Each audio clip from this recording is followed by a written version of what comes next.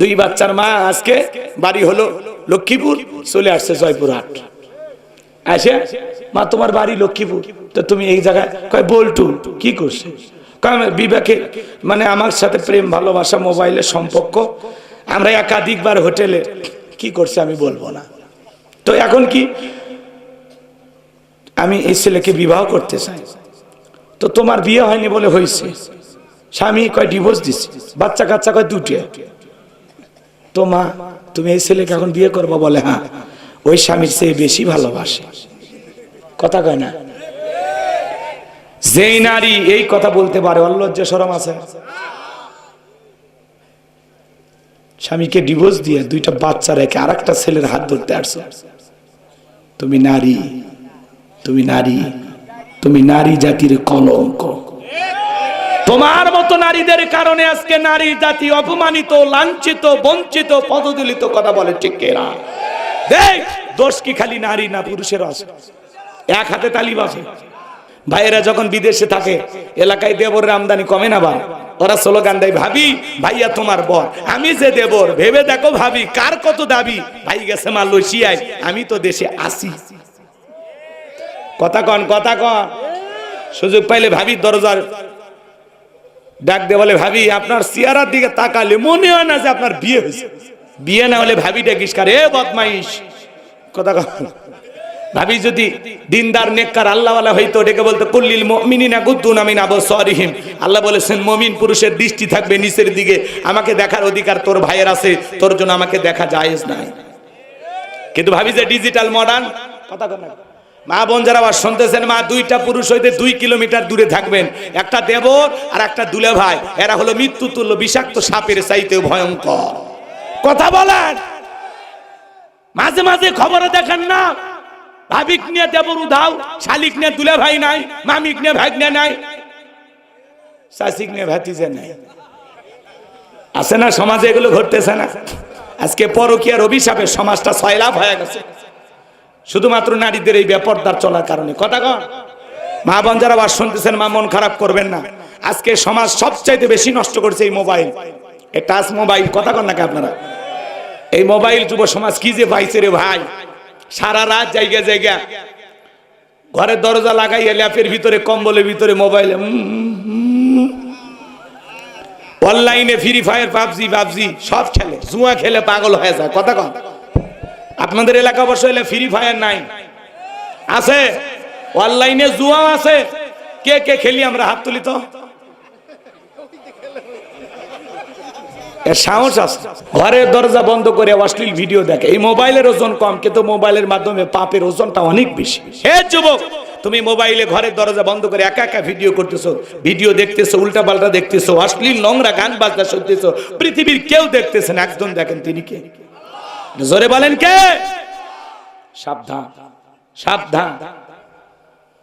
অভিভাবক যারা আছেন, বিয়ের আগে ছেলে মেয়ের হাতে মোবাইল দিবেন না। বিয়ের আগে এই মোবাইল আপনার সন্তানের চরিত্র নষ্ট করবে, আপনার মেয়েকে ধ্বংস করবে। কথা কন। দেশে মোবাইল আইছে, চিঠি বন্ধ হইয়াছে, দিওয়ানা বানাইছে, পোলা মাইয়ার মনের কথা হাসে বাতাসে। ও দেখো পোলা পানের মন বাদা ফেসবুকে, এখন মোবাইলে চ্যাটিং কইরা কাটায় সারাক্ষণ। এই মোবাইল পাইয়া দেখো মদনের মাইয়া, এই মোবাইল পাইয়া দেখো মদনের মাইয়া কি কাণ্ড ঘটাইছে। স্বামী সংসার রাইখা নাকি পালাইয়া গেছে, সে যে স্বামী সন্তান রাইখা নাকি পালাইয়া গেছে। 2 বাচ্চার মা, 4 বাচ্চার মেয়া পরকীয়া প্রেম করে স্বামী সন্তান থুইয়া পালিয়ে যায় আর একটা পুরুষের হাত ধরে। কেমনে পারলি রে পাশানি ডাইনি ছলনাময়ী বিশ্বাসঘাতক নারী।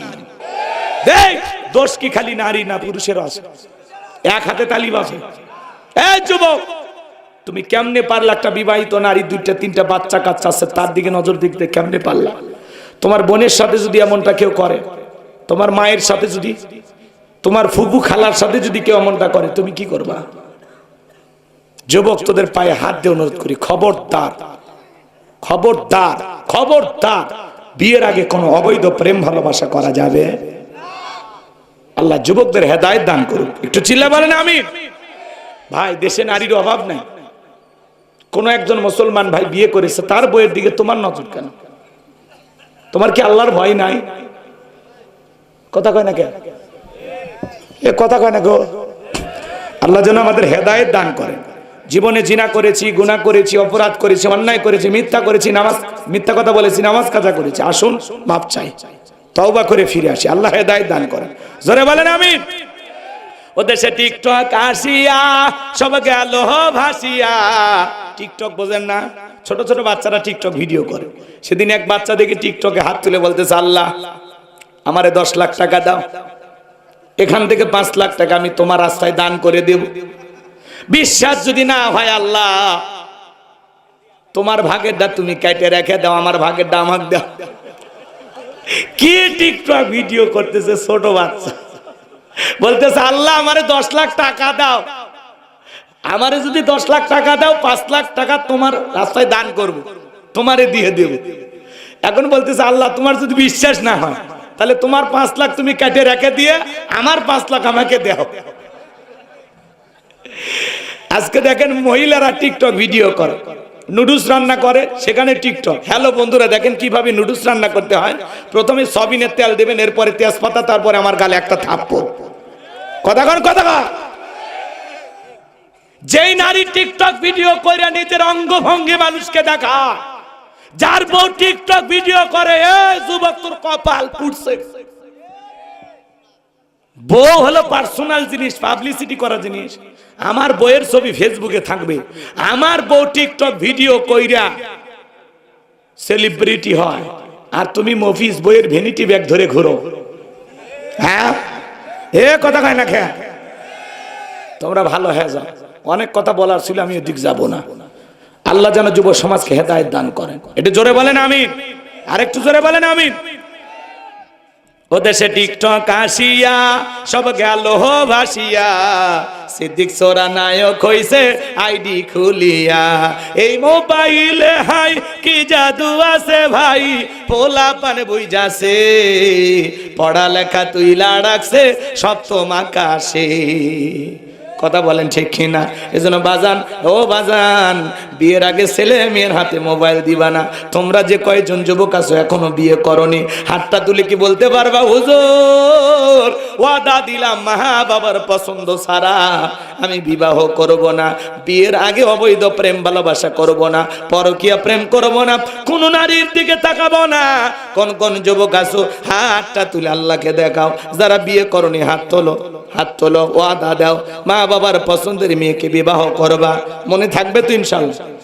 মনে থাকবে তো ইনশাআল্লাহ? আল্লাহ যুবকদের হেদায়েত দান করুক। জোরে বলুন আমিন।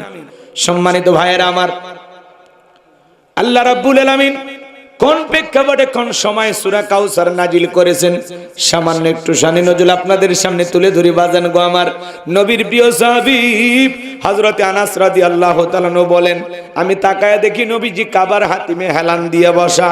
নবীজির মনটা ভীষণ খারাপ, মুখটা মলিন, চোখের কোণা দিয়ে অশ্রু ঝরতেছে। কিছুটা সময় অতিবাহিত হয়ে যাওয়ার পরে আমি তাকায় দেখি আমার নবীজি মুস্কি মুস্কি হাসতেছেন। বলুন সুবহানাল্লাহ। হযরতে আনাস ডেকে বলেন, নবী গো, এই মাত্র দেখলাম মনটা বড় খারাপ, মুখটা মলিন, চোখের কোণা দিয়ে অশ্রু ঝরতেছে, আবার কেন মুস্কি মুস্কি হাসেন? আমার নবী কেন কাঁদেন, কেন হাসেন? এর পিছনে রহস্য আছে না নাই? নবীজির কান্না করার কারণ হলো নবীজির কলিজার টুকরা ছেলে সন্তানগুলো জন্ম নেয়, আর এক এক ছেলে সন্তানগুলো মারা যায়। আবুল কাসেম মারা যায়, আবু তাকের মারা যায়, ইব্রাহিম মারা যায়। বাবা হিসাবে নবীর মনেও কষ্ট লাগে কি না? সন্তানগুলো জন্ম নেয় আর এক একে মারা যায়, শুধু ছেলে সন্তানগুলো। ভালো করে বোঝার চেষ্টা করবেন। নবীজির কাছের চাচা নাম হলো আবুল হাব। ডেকে বলে, ভাতিজা, তোমার বংশে ভাতিজার কেউ থাকলো না, তুমি একটা লেজ কাটা, তুমি একটা নির্বংশ। জোরে নাউজুবিল্লাহ। একে তো সন্তান হারানোর ব্যথা, আবার আপন মানুষদের সমালোচনা, নবীর মনের কষ্ট কমে না বাড়ে? আপনারাই বলুন বাজান, আল্লাহ না করুক আপনার আমার সন্তান যদি মারা যায়, কাছের আত্মীয় স্বজনদের উচিত বিপদের দিনে সান্ত্বনা দেওয়া। বাবা তুমি সবর করো, ধৈর্য ধারণ করো। সন্তান দেওয়ার মালিক আল্লাহ, জীবন মৃত্যুর মালিক আল্লাহ। আল্লাহ সন্তান দিয়েছে, আল্লাহ নিয়েছে, মন খারাপ করো না। আল্লাহ যদি চায় বছর না ঘুরতে আবারও তোমাদের ঘর আলোকিত করে সন্তান দিতে পারেন, তিনি কে? কিন্তু নবীর চাচা আবু লাহাব এতটাই খারাপ বাজান, আবু জেহেলের চাইতে কিন্তু আবু লাহাব বেশি খারাপ। শুধু আবু লাহাব খারাপ না, আবু লাহাবের বউও খারাপ। ওটা সূরা লাহাবের তাফসীর করলে আপনারা বুঝতে পারতেন, কিন্তু আমি ওইদিকে যাব না। তাহলে একে তো সন্তান হারানোর ব্যথা, আবার আপন মানুষদের সমালোচনা। নবীজির ছেলে সন্তানগুলো কেন শিশুকালে মারা গেল? অনেক পয়গাম্বরের সন্তান জীবিত ছিল প্রাপ্ত বয়স হওয়া পর্যন্ত, যৌবন পর্যন্ত, কিন্তু বিশ্বনবীর একটা ছেলে সন্তানও কেন জীবিত থাকলো না? আল্লাহ তাআলা কেন তাদেরকে শিশুকালে উঠিয়ে নিলেন? এর পিছনে কারণ আছে না নাই? নবীজির ছেলে সন্তানগুলো শিশুকালে বিদায় নেওয়ার পেছনে কারণ আছে তিনটি। জোরে বলেন কয়টি? নবীর উম্মত হিসেবে জানতে মনে চায় না কি সেই তিনটি কারণে নবীজির ছেলে সন্তানগুলো মারা গেছে? কারা কারা শুনবেন একটু হাত তোলেন তো দেখি বাজান। লিল্লাহি তাকবীর, হাত নামান। নবীর উম্মত হিসেবে নবীর সম্মান মর্যাদা অনেক কিছু আপনাকে আমাকে জানতে হবে। এক জায়গায় যায় বললাম, ভাই বলেন তো আমাদের নবীর নাম কি? বলে হুজুর আব্দুল কাদের জিলানী। পীর সাহেবের নাম মুখস্থ আছে কিন্তু কপাল পরা রসুলের নামটা বলতে পারে না। তাহলে নবীজির ছেলে সন্তানগুলো কেন মারা গেল? কি সে রহস্য, কি সেই তিনটি কারণ? যদি আমি বলতে চাই তাহলে 3 নাম্বার আয়াতের আলোচনা শুরু করা লাগবে। আমি কি 1 নাম্বার আয়াত বাদ দিয়ে 3 নাম্বারে যাব, নাকি আস্তে আস্তে শুরু করা যাক? ধৈর্য আছে তো ভাই? আল্লাহ কবুল করেন, চিল্লায় বলুন আমিন। সম্মানিত ভাইয়েরা আমার, একটু অপেক্ষা করেন বাজান, সামনে গেলে আপনারা আস্তে আস্তে মজা পাবেন। আমি যে কথা বলতে চাচ্ছিলাম, একে তো সন্তান হারানোর ব্যথা, আপন মানুষদের সমালোচনা। এই যখন ইসলামের অবস্থা, একদিকে সন্তান হারানোর ব্যথা, কাফেরদের সমালোচনা, সাহাবায়ে কেরামদের উপর নির্যাতন জুলুম। এই জন্য নবীজির মনটা ভীষণ খারাপ। নবীর যখন মন খারাপ, নবীকে সান্ত্বনা দেওয়ার দায়িত্ব কার? আরেকটু জোরে বলেন কার? আমার আল্লাহ ডেকে বলে, জিবরাইল, আমার বন্ধুর মা নাই, বাবা নাই, আমি ছাড়া আমার বন্ধুর কেউ নাই রে জিবরাইল। আমার বন্ধুর মনটা হয়েছে বাড়ি, আমি আল্লাহ সইতে নাহি পারি। লাহু মাহফুজ থেকে সূরা কাউসার নিয়ে যা, আমার বন্ধুর উপরে নাজিল কর তাড়াতাড়ি। চিৎকার মেরে বলুন আল্লাহু আকবার। আমার নবী ডেকে বলে, আনাস, আমার মনটা কেন খারাপ তোমরা জানো, আমার কান্না করার কারণ তোমরা জানো, কি তোমার মুস্কি হাসি দেওয়ার কারণ হলো এই মাত্র আসমান থেকে জিবরাইল এসে আমার উপরে সূরা কাউসার নাজিল করলো। নবী তখন হাসতে হাসতে সাহাবায়ে কেরামদের সামনে তেলাওয়াত করে শুনিয়ে দিলেন, ইন্না আ'তাইনাকাল কাউসার ফাসাল্লি লিরাব্বিকা ওয়ানহার ইন্না শানিয়াকা হুয়াল আবতার। আল্লাহু আকবার। 1 নাম্বার আয়াতে আল্লাহ বলেন, ইন্না আ'তাইনাকাল কাউসার, অবশ্যই আমি আল্লাহ পাক আপনাকে হাউজে কাউসার দান করেছি। এই পৃথিবীর অন্য কোন পয়গাম্বরকে আল্লাহ পাক হাউজে কাউসার দান করেন নাই, আপনার আমার নবীকে আল্লাহ পাক হাউজে কাউসার দান করেছেন। ইন্না আ'তাইনাকাল কাউসার, অবশ্যই আমি আল্লাহ পাক আপনাকে হাউজে কাউসার দান করেছি। নিশ্চয়ই আমি আল্লাহ পাক, নিশ্চয়ই আমি আল্লাহ পাক আপনাকে হাউজে কাউসার দান করেছি। এই হাউজে কাউসার আল্লাহ পাক বিশ্ব নবীকে গিফট করেছেন। সুবহানাল্লাহ বলেন, ইন্না আ'তাইনাকাল কাউসার, অবশ্যই আমি আল্লাহ পাক আপনাকে হাউজে কাউসার দান করেছি। এই হাউজে কাউসারের পানি মধুর চাইতে মিষ্টি, দুধের মতো সাদা, পানির চাইতে ক্লিয়ার। ওই কঠিন কিয়ামতের ময়দানে যেদিন বিচার দিবস কায়েম হয়ে যাবে বাজান, বিচার দিবসের একদিন হবে 50,000 বছরের সমান। ওই কঠিন কিয়ামতের ময়দানে যেদিন সূর্য সহাত মাথার উপরে চলে আসবে, বেঈমানদের জিহ্বা কুকুরের মতো ঝুলে আসবে নাভি পর্যন্ত। যেদিন পাহাড় পর্বত নদী ডালা খাল বিল বিল্ডিং ইমারত কোনো কিছু থাকবে না। কুল্লু মান আলাইহা ফান, এই পৃথিবীর সবকিছু আল্লাহ তাআলা ধ্বংস করে দেবেন। ওই কঠিন কিয়ামতের ময়দানে যেদিন মা তার সন্তানের পরিচয় দেবে না, স্বামী স্ত্রীর পরিচয় দেবে না, ভাই ভাইয়ের পরিচয় দেবে না, ওই কঠিন কিয়ামতের ময়দানে আল্লাহর আরশের নিচে 7 শ্রেণীর মানুষকে আল্লাহ ছায়া দান করবেন। এই 7 শ্রেণীর মানুষ যারা আল্লাহর আরশের নিচে ছায়া পাবে, এটা কিয়ামতের ময়দানে আল্লাহ তৈরি করা ভিআইপি গ্যালারি, সেখান থেকে তারা কিয়ামতের ফাইনাল খেলা উপভোগ করবে। কিয়ামতের ময়দানে মানুষ পানি পানি বলে চিৎকার মারবে, দলে দলে মানুষ বিশ্ব নবীর কাছে যাবেন হাউজে কাউসারে পানি পান করার জন্য। কিছু মানুষের চোখের সামনে আল্লাহ তাআলা পর্দার আবরণ তৈরি করে দিবেন। আমার নবী তখন ডেকে বলবেন, আল্লাহ, সংখ্যায় আমি আমার অনেক উম্মতকে দেখতে পাইলাম, কেন জানি সংখ্যাটা কমে গেল। আমার আল্লাহ ডেকে বলে, বন্ধু, পাইকারি দরে আপনি সবাইকে হাউজে কাউসারে পানি পান করাইতে পারবেন না। দুনিয়ার জীবনে 2টা অপরাধ করেছিল যারা, আজকে হাউজে কাউসারের পানি পাবে না তারা কয়টা অপরাধ? জোরে বলেন। ওই 2টা অপরাধ আপনার আমার ভিতরেও থাকতে পারে কিনা জানার দরকার আছে না নাই? নবীজি হাউজে কাউসারে পেয়ালা নিয়ে দাঁড়িয়ে আছেন। শোনেন শোনেন শোনেন শোনেন। হযরত আবু বকর সিদ্দিক রাদিয়াল্লাহু তাআলা নু পেয়ালাগুলো ভরায় দিবেন, মাঝখানে দাঁড়িয়ে থাকবেন হযরত ওমর। হযরত ওমর বিশ্ব নবীর হাতে দিবেন, আর নবীজি তার আদরের উম্মতদেরকে খুঁজে খুঁজে কিয়ামতের ময়দানে হাউজে কাউসারের পানি পান করায় দিবেন। বলুন সুবহানাল্লাহ। নবীজির হাতে এক পেয়ালা হাউজে কাউসারের পানি যদি পান করতে পারেন, জান্নাতে ঢোকা পর্যন্ত আপনারা তৃষ্ণা লাগবে না, তৃষ্ণা মিটে যাবে। নবীজির হাতে কারা কারা হাউজে কাউসারের পানি পান করতে চান? 2টা হাত তুলে আল্লাহকে দেখা। আল্লাহ আমাদের সবাইকে নবীজির হাতে হাউজে কাউসারের পিয়ালার পানি পান করা তৌফিক দান করুন। একটু জোরে বলেন আমিন। আরো একবার বলুন আমিন। আল্লাহ আল্লাহ, কিয়ামতের ময়দানে আমাদের সবাইকে নবীজির হাতে এক পেয়ালা হাউজে কাউসারের পানি পান করা তৌফিক দান করিও। জোরে বলেন আমিন। আল্লাহ আল্লাহ, ওই তালিকায় আমাদের নামগুলো লিখলে আপনার কারো কাছে কৈফিয়ত দেয়া লাগবে না। আল্লাহ একটু দয়া করো মালিক, একটু দয়া করো। নবীজি হাউজে কাউসারে পেয়ালা নিয়ে দাঁড়িয়ে থাকবেন, নবীকে দেখা হবে, আবার রাসূলের হাতে হাউজে কাউসারের পানি পান করা হবে। সুবহানাল্লাহ সুবহানাল্লাহ। চাইলেন আর ফাইলেন, অতি সহজ, কাজ করা লাগবে না। এদিক শোনেন, আমি আসলাম আপনাদের এলাকায়, একটা ছেলের হাতে কিছু চকলেট দিলাম, উদাহরণ কথা বোঝানোর জন্য।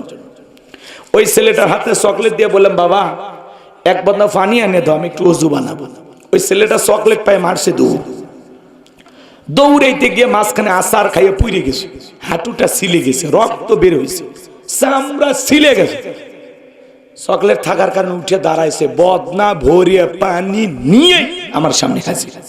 আমি তখন বললাম, বাবা এই পানিটা আনতে গিয়ে তোমার কষ্ট হয়েছে, মাঝখানে আচার খাইয়ে পুড়ে গেছো, হাঁটুতে ব্যথা পাইছো, রক্ত মনে পড়ছে, কি বাবা কষ্ট পাওনি তুমি? ওই ছেলেটা চকলেট থাকার কারণে বলতেছে, আমি এরকম কত পরে যাই, আমার কিছুই হয় না। কারণ এই চকলেটের খুশির কারণে এই ব্যথা ওর কাছে ব্যথা মনে হচ্ছে না। কিয়ামতের কঠিন দিনে বিশ্ব নবীর হাতে হাউজে কাউসারের পানি তকদিরে ভাগ্যে নসিবে জুটি জুটে যায়, আর আল্লাহর আরশের নিচে ছায়া যদি ভাগ্যে জুটে যায়, কিয়ামতের কঠিন দিন আপনার কাছে কঠিন মনে হবে না, আল্লাহ সহজ করে দিবেন। বলুন সুবহানাল্লাহ। একটু চিল্লায় বলেন সুবহানাল্লাহ। এইবার শোনেন, পানি চাইলেন আর পাইলেন অত সহজ, একটু কষ্ট করা লাগে। ঠান্ডা পানি দিয়ে ওযু বানায় নামাজ পড়া লাগে। আপনি হঠাৎ করে নামাজ ধরেছেন, পুরাতন মুসল্লি যারা নিয়মিত নামাজ পড়ে এরা আপনাকে দেখে ঠাট্টা বিদ্রুপ করে, হ্যাঁ আজকে সূর্য কোন দিকে উঠছে, উত্তর পাড়ার বাসার দিকে মসজিদে, নামাজ পড়বি না 2 দিন পর আবার ছাড়িয়ে দিবি, এরকম বলে কিনা ভাই? এরকম ঠাট্টা বিদ্রুপ করা যাবে না, সমালোচনা করা যাবে না। আপনি দাওয়াত দিয়ে তো 5 জনকে মসজিদে আনতে পারেন না, তাহলে এই লোকটারে নিয়ে কেন সমালোচনা করতেছেন? ও 2 দিন পড়বি না 2 উক্ত পড়বি, এটা ওর ব্যাপার।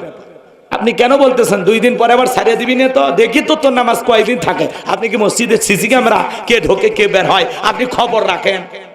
ভালো হয়ে যায় মুরব্বি মুরব্বি মুরব্বি, ভালো হয়ে যায়। সমালোচনা না।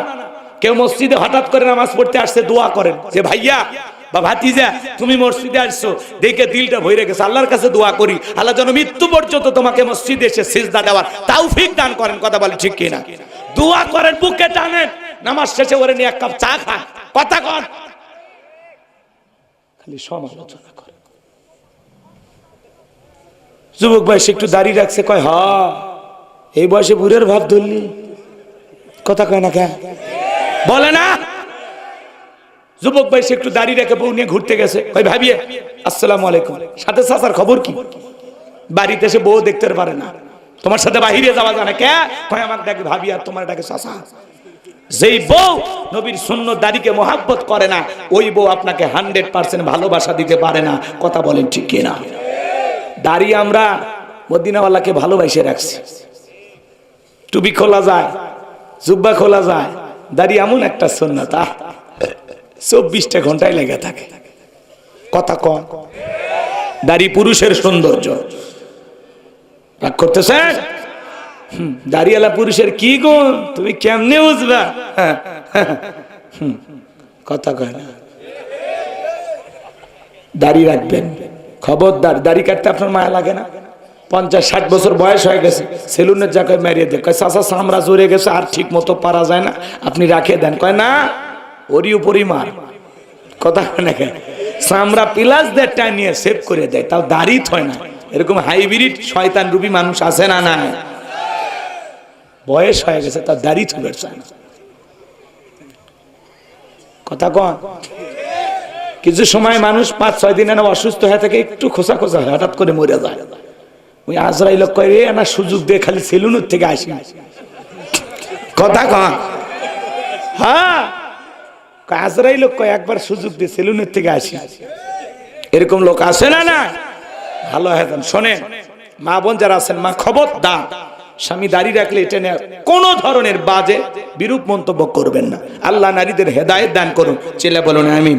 এবার হাউজে কাউসারের পানি চাইলে কি পাওয়া যাবে?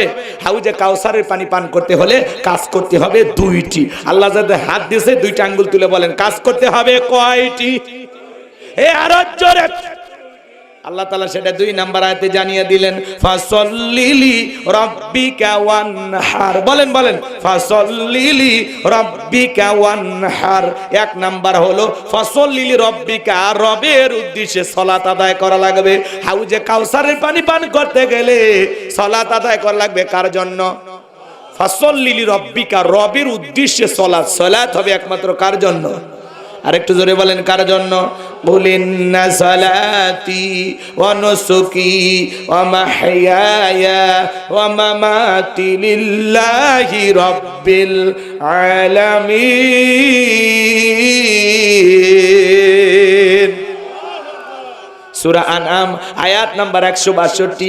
আল্লাহ রাব্বুল আলামিন জানিয়ে দিলেন, নবীজি আপনি বলুন আমার নামাজ, আমার কুরবানি, আমার জীবন, আমার মরণ লিল্লাহি রাব্বিল আলামিন, আসমান জমিনের প্রতিপালকের জন্য। তাহলে মুমিন জীবনের সব ইবাদত হবে একমাত্র আল্লাহ তাআলাকে রাজি খুশি করার জন্য। কথা বলেন ঠিক কি না? কদ আফলাহাল মুমিনুন আল্লাযীনা হুম ফি সালাতিহিম খাশিউন। অবশ্যই মুমিনেরা সফল যারা নিজেদের সালাত বিনয়ের সহিত, নম্রতার সহিত আল্লাহর ভয় নিয়ে আদায় করে। আল্লাহর ভয়ে সালাত আদায় করার দরকার আছে না নাই? এজন্য আল্লাহ তাআলা বলেন ফাসল্লি লিরাব্বিকা ওয়ানহার। 1 নাম্বার হলো রবের উদ্দেশ্যে সালাত আদায় করা লাগবে। নামাজ যদি নামাজের মতো আদায় করতে পারেন, আমার আল্লাহ তাআলা ডেকে বলেন ফালইয়াবুদু রাব্ব হাযাল বাইত আল্লাযী আত'আমাহুম মিন জু' ওয়া আমানাহুম মিন খাউফ। আল্লাহ তাআলা ডেকে বলেন এই ঘরের মালিকের ইবাদত করো। ইবাদত যদি ইবাদতের মতো হয়, বান্দা নামাজ যদি নামাজের মতো আদায় করতে পারো, আমি আল্লাহ তোমাদেরকে 2টা জিনিস দেব। 1 নাম্বার বান্দা, যে বান্দা 5 ওয়াক্ত সালাতে মাথা নত করে আমি আল্লাহকে সিজদা দেবে, 1 নাম্বার ওই বান্দার জন্য আমি আল্লাহ রিজিকের ব্যবস্থা করব। বলুন সুবহানাল্লাহ। আপনাদের এলাকার প্রাণী বের হয় রাত 1টা-2টা থেকে কু কইয়া চিল্লায়, ওর নাম শিয়াল পণ্ডিত। বলেন তো বাজান, ওর নামে কি আপনাদের এলাকায় মুরগির হোটেল আছে, ব্যাংকের অ্যাকাউন্টে টাকা আছে, ওরে খাওয়াই কে? একটা পাখি সকালবেলা খালি পেটে নির থেকে বের হয়ে যায়, সন্ধ্যাবেলায় ওই পাখির পেটটা ভরে বাসায় ফেরত আসার ব্যবস্থা করে দেয় কে? আল্লাহ যদি পাখিকে খাওয়ায়, শিয়ালকে খাওয়ায়, পৃথিবীর এত মাখলুককে খাওয়ায়, আমরা হলাম আশরাফুল মাখলুকাত, আল্লাহকে আমাদের না খাওয়ায় রাখবে? রিজিক দেওয়ার মালিককে বলেন বলেন বলেন। ওয়ামা মিন দাব্বাতিন ফিল আরদি ইল্লা আলাল্লাহি রিজকুহা। আল্লাহ সূরা হুদের ভিতরে জানায়া দিলেন পৃথিবীতে এমন কোন বিচরণশীল প্রাণী নাই যার রিজেকের ব্যবস্থা আমি আল্লাহ আসমান থেকে করি না। ওই আটলান্টিক মহাসমুদ্রের ৩৩,০০০ ফিট গভীর অতল পানি নিচে থাকা ছোট্ট একটা প্রাণী, তার রিজেকের ব্যবস্থাও আমি আল্লাহ আসমান থেকে করি। বলুন সুবহানাল্লাহ। তাহলে নামাজের মতো আদায় করলে আল্লাহ তাআলা এক নাম্বার রিজেকের ব্যবস্থা করে দেবেন। যেই বান্দা ৫ ওয়াক্ত সালাতে মাথা নত করে আল্লাহকে খুশি করবে, আল্লাহ ওই বান্দাকে না খাওয়ায় রাখবে না। ২ নাম্বার আল্লাহ ডেকে বলে বান্দা জীবনে কোনো ভয় থাকবে না, সকল ভয় থেকে আমি আল্লাহ নিরাপত্তা দিব। এখন আপনার আমার জীবনে ভয় আছে না নাই? আক্কেলপুর থেকে আপনার বাড়িতে আসবেন, মনে মনে ভাবতেছেন আল্লাহ পকেটে ২ লাখ টাকা আছে, রাত ২টা বাজুই টাকা নিয়ে বাড়ি পর্যন্ত যাইতে পারবো নাকি ছিনতাইকারীর কবলে পড়ে টাকা যান ২টাই হারাবো, ভয় আছে না না? মেয়েটা কলেজে গেল, একা একা ফিরবে নাকি জামাই সাথী নিয়ে ফিরবে, ভয় আছে না নাই?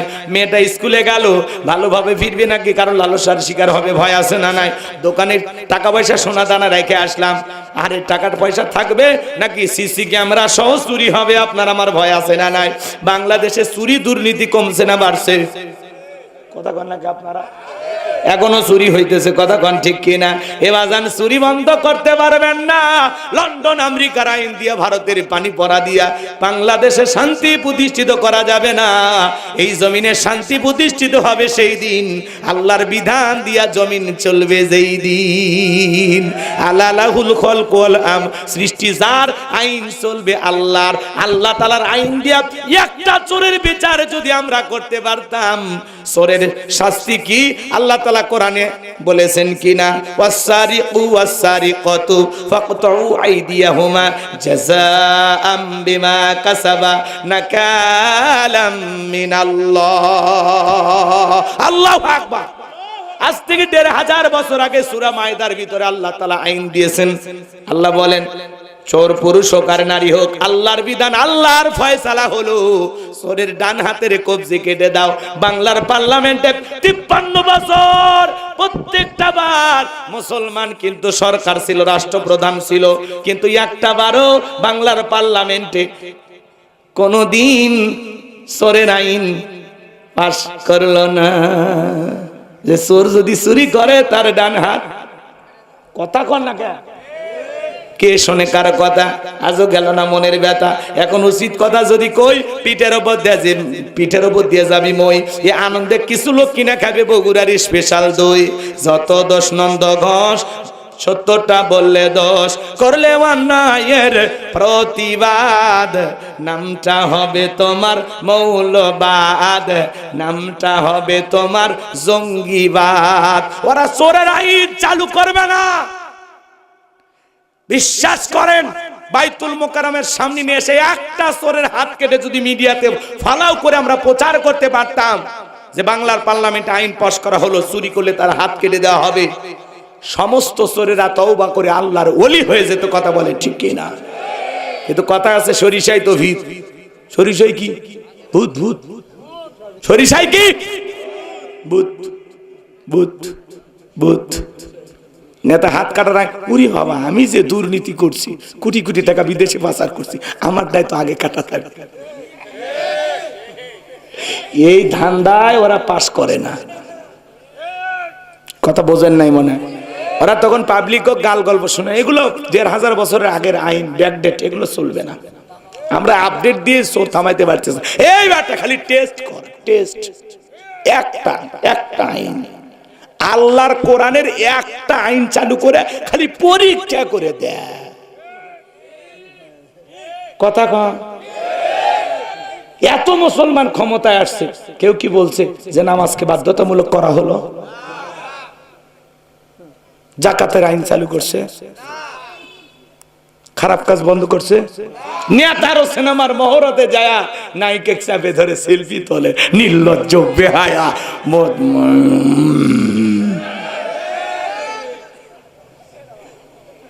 রাগ করতেছেন? এক নেতা যেই পরিমাণে দুর্নীতি করছে ভাই, এই যে ফরিদপুরের এমপি নিক্সন চৌধুরী, নাম শোনেননি? ৩,১৮২ কোটি টাকা স্বামী স্ত্রীর ব্যাংকে লেনদেনের হিসাব পাওয়া গেছে। কত কোটি? ৩,০০০ কোটি টাকা। এই দেশ থেকে 11 লক্ষ কোটি টাকা দুর্নীতি করে বিদেশে পাচার করা হয়েছে। 93 বিলিয়ন ডলার ঋণের বোঝা বাংলার মানুষের ঘাড়ের উপরে চাপাইয়া দিয়া ওরা অনেকে বিদেশে চলে গেছে। এমপি মন্ত্রী বড় বড় কথা বলতো। এই যে কামরুজ্জামান এক এমপি ছিল না, কি না নাম কি, এই যে সান্দে মাতা কয়েকদিন আগে কোর্টে, নাম কি, কামরুল ইসলাম না, কথা কন, আইন মন্ত্রী ছিল কামরুল ইসলাম। ওরে 7 তলা দিয়ে উপরে তুলতেছে, বলতেছে আমার সাথে ইসলামি করো, একবার উপরে তোলা আবার নিচে নামো। কেন? কোরআনের পাকে আল্লামা সাইদি হুজুরকে এই ট্রাইব্যুনালে উপরে তোলো আর নামো মনে ছিল না? আলেমদেরকে উপরে তুলেছ আর নামেছো মনে ছিল না? আজকে তোমার সিঁড়ি দিয়া উপরে যাইতে আপত্তি কেন দিলে ভাই? কামরুল ইসলাম আইনমন্ত্রী ছিল, সাবেক আইনমন্ত্রী। আহারে কি বলে, ইত্তেমি করে আমার সাথে। এই দিন না, মাঝে মাঝে গরম হয় না, ভাইরাল হয়। ও যে জেলখানা আছে মানুষ যেন ভুলে না যায়, এই জন্য এই আদালতে ওঠা নামার সময় একটু বিশৃঙ্খলা করে সাংবাদিকেরা এটা আবার ভিডিও করে। একদিন আবার বলতেছে এই দিন নয়, আরো দিন আছে, ভুলে যাবেন না। কোন দিন আসবি আবার? তোমাদের ভাগ্যে আবারও ফাল্গুন মাস আসবে, তোমরা কল্পনা করো। তোমার আগে মাঘ মাস শেষ হোক, ফাল্গুন তো বহুত পরের কথা। কথা কন ঠিক না? যে অন্যায় অপরাধ করছো বিচার যদি সঠিকভাবে করা হয়, কিয়ামত পর্যন্ত তোদের শাস্তি দিলেও তোদের সাজা শেষ হবে না। কথা বলেন ঠিক না? আমার সাথে ইত্রামি করো, 4 তলায় উঠাও নামাও, কেন? কামরুল ইসলাম সাহেব কেন আজ এরকম লাগে? আলেমদের হাতে পায়ে ডান্ডা বেরি পরাইছিল, এমন ভাবে তোলো মনে হয় পৃথিবীর সবচেয়ে বড় সন্ত্রাসী। তোমাদের হাতে পায়ে ডান্ডা বেরি নাই, কেন যে নাই, কেন যে পড়াচ্ছেন আমরা বুঝি না। আপনাদেরকে একটু সম্মান দেখাইতেছি, কিন্তু এইটুকু সম্মানও আপনাদের প্রাপ্য না। সম্মান পাওয়ার উপযুক্ত আপনারা ছিলেন না। কথা কন। আদালতে যা ভাব নিতেছেন না, এ কথা কন না কে? হুজুররা দুর্নীতি করছে, কোন হুজুর মদের বোতল সহ গ্রেফতার হয়েছে? পিস্তল দেখিনি না, চোখে দেখিনি না, হাত দিয়ে যে লারিয়ে দেখবো ওটাও নেই। হাত দিয়ে মানে শুয়ে দেখে না? হ্যাঁ ভাই দেখিনি। 2-1টা পুলিশের সাথে সম্পর্ক আছে, এমনি হাতত নিয়ে দেখছি আর কি। রাগ করতেছেন আপনারা? বিরক্ত হবেন না ভাই, কথাগুলো একটু বুঝবেন। যারা এমপি মন্ত্রী বড় বড় কথা বলতো, হ্যাঁ আছে 5-10 কোটি টাকা দামের গাড়ি গ্যারেজে পড়ে আছে, নাই হাজার বিঘা জমি জোর করে দখল করে নিয়েছিল, আজকে জায়গা জমি পড়ে আছে। এমপি মন্ত্রীর বাড়িগুলো পেশাব পায়খানা টয়লেট বানায়া মানুষ ব্যবহার করতেছে, তাদের কেন্দ্রীয় কার্যালয়ে যা মানুষ দাঁড়িয়ে থাকে। কথা কন, দাঁড়িয়ে থেকে পেশাব করতেছে। আরে কি ক্ষমতা, কি হয়ে গেল? আছে মন্ত্রীরা সব কোথায় গেল, এমপিরা সব কোথায় গেল, কোথায় কাদের কাকা? ওদের সারা দেশটা এখন লাগে ফাঁকা ফাঁকা। পালাবো না যাই না তাদের দেখা, ওদের সারা দেশটা এখন লাগে ফাঁকা ফাঁকা। আইনে মন্ত্রী আটকে গেল আইনেরই ফাঁকে, দাড়ি সারা দরবেশটারে ভণ্ড ভণ্ড লাগে। শুনেছি ভাই কত নেতা নেত্রী খাইতেছে ভাই ডান্ডা, বিচারপতি কালামানিকের ফাটিয়েছে নাকি আন্ডা। এই বিচারপতি শামসুদ্দিন মানিক আল্লামা সাইদি হুজুরকে মৃত্যুদণ্ডের রায় দিয়েছিল। আমরা বলতে চাই, যেই বিচারপতি মানিক বিচারকের নামে গোলামি করে কোরআনের মুফাসসির আল্লামা সাইদি হুজুরকে মৃত্যুদণ্ডের রায় দিয়েছিল, ওই একই ট্রাইব্যুনালে বিচারপতি মানিককেও মৃত্যুদণ্ডের রায় দিতে হবে। টকশোতে বৈশা আমার বোনকে অপমান করে রাজাকারের বাচ্চা বলেছিল। ছাত্র আন্দোলনের সমস্ত তরুণ কলিজার টুকরা যুবকদেরকে রাজাকারের বাচ্চা বলেছিল। কথা কন না কেন? করেন। এদেশের 116 জন আলেমের তালিকা করে দুদকের কাছে জমা দিয়েছিল এই বিচারপতি মানিক। আমার সিরিয়াল নাম্বার কত জানেন? 23। আমার রোল নাম্বার কত? আপনারা চেনেন না, ওরা ঠিকই চেনে জিনিসটা কি। 116 জনের তালিকায় আমি আসছিলাম কত নম্বরে? 23। বাতিলের আমাদেরকে সহ্য করতো না। আজও আলেমদের বিরুদ্ধে ষড়যন্ত্র থেমে নাই, নানামুখী ষড়যন্ত্র এখনো চলতেছে। আলেমেরা দুই একটা কথা বলে ওইটাকে নিয়ে টল করে, ওইটাকে নিয়ে তিলকে তাল বানায়। কথা বলেন, রাগ করতেছেন? পলকের ঝলক গেল, পলকের ঝলক গেল, থামিয়ে নেটের চাকা, ওদের সারা দেশটা এখন লাগে ফাঁকা ফাঁকা। কোথায় গেল সংসদেতে মমতাজের গান, কোথায় গেল হযরত বলা স্বামী ওসমান।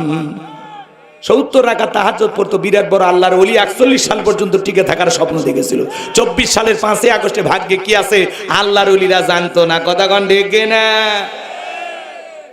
এ ভাই ওটা বাসা করেন কি? 12:30 একটা পার হয়ে গেছে না? আবেগের ঠেলা 2টে 3টে,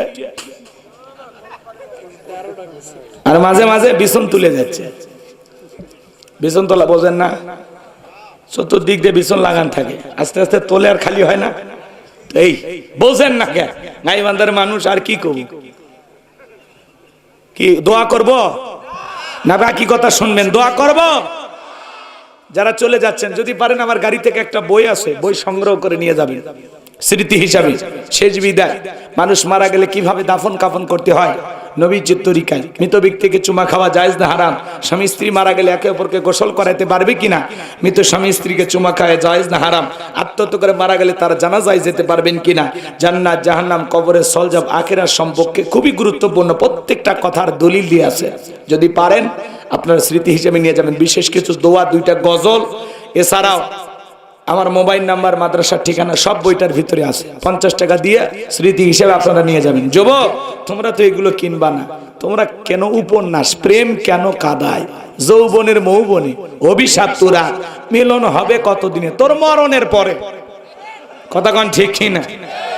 প্রত্যেকটা মুসলমানের ঘরে একটা সিরাত গ্রন্থ থাকা দরকার, আছে না নাই? নবীজির জীবনের শুরু থেকে শেষ পর্যন্ত প্রত্যেকটা মুসলমানের জানা দরকার, আছে না নাই?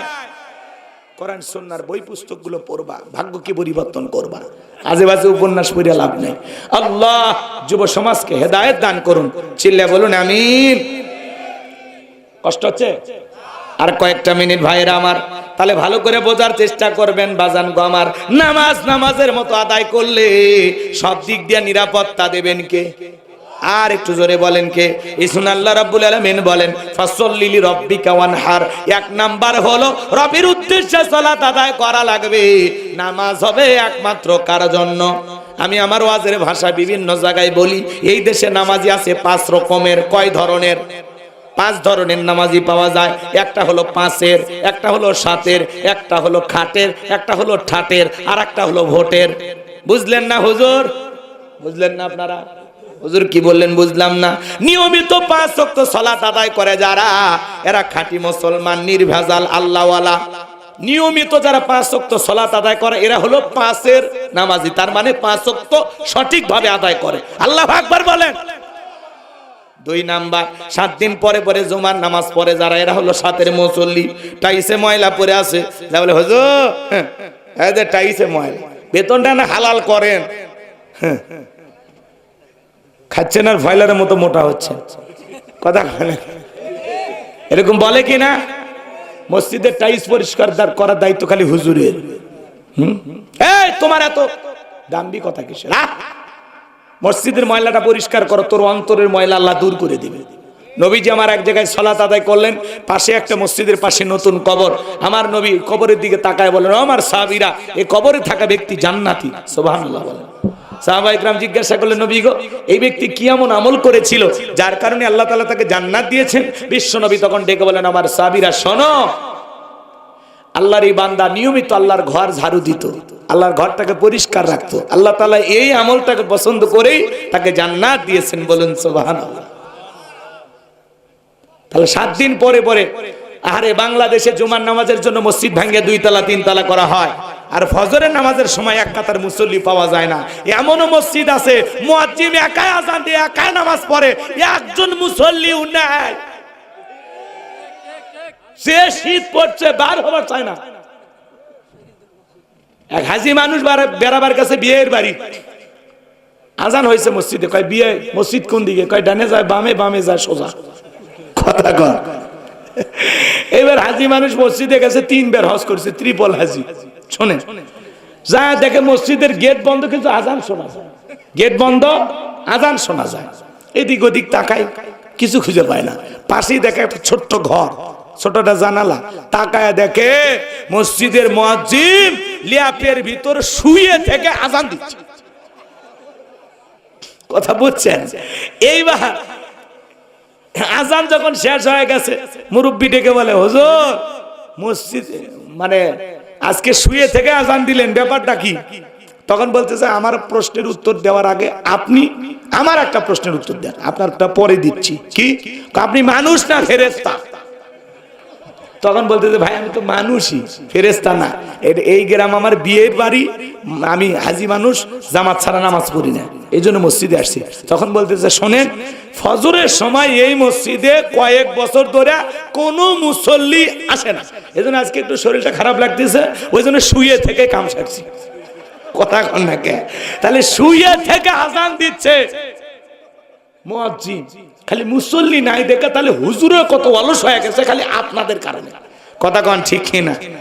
ভালো হয়ে যান ভাই, আপনি জুমা পড়তে যান, আসর মাগরিব এশা কি কি ফরজ না এগুলো? কথা কন না কে আপনারা? ফরজ না তো পড়তেছেন না কেন? খালি জুমার 2 রাকাতের সালাম ফিরাইতে দেরি, মসজিদের বাইরে পা রাখতে দেরি নাই। হুজুর এতই বুঝায়, এতই বয়ান দেয়, তা আমরা সোজা হই না। মুসলমানের কাছে যদি নামাজের ওয়াজ করা লাগে, এর চাইতে দুঃখ আসে? আসেন তো আপনারা, এসে মারিয়ে তুই যান তো আমাকে, আসেন মারেন মারেন। কি হয়েছে? মারলে ঠিক না, আমি আপনাদেরকে ওই মানে রাগ করে বললাম যে আমরা তো মুসলমান, 5 ওয়াক্ত সালাত নফল না ফরজ? জোরে বলেন না ভাই। তাহলে কেন আদায় করি না বলেন না ভাই? পাটা 2টা আগা দেন, মারলেন না তো? আমি আপনার পা ধরে বলি ভাই, 5 ওয়াক্ত সালাত সঠিকভাবে আদায় করবেন, কোনোদিন নামাজ ছাড়বেন না। কারা কারা হাত তোলেন তো দেখি? পড়বেন তো ইনশাআল্লাহ? আল্লাহ আমাদের সবাইকে 5 ওয়াক্ত নামাজি বানায় দেন। জোরে বলেন আমিন।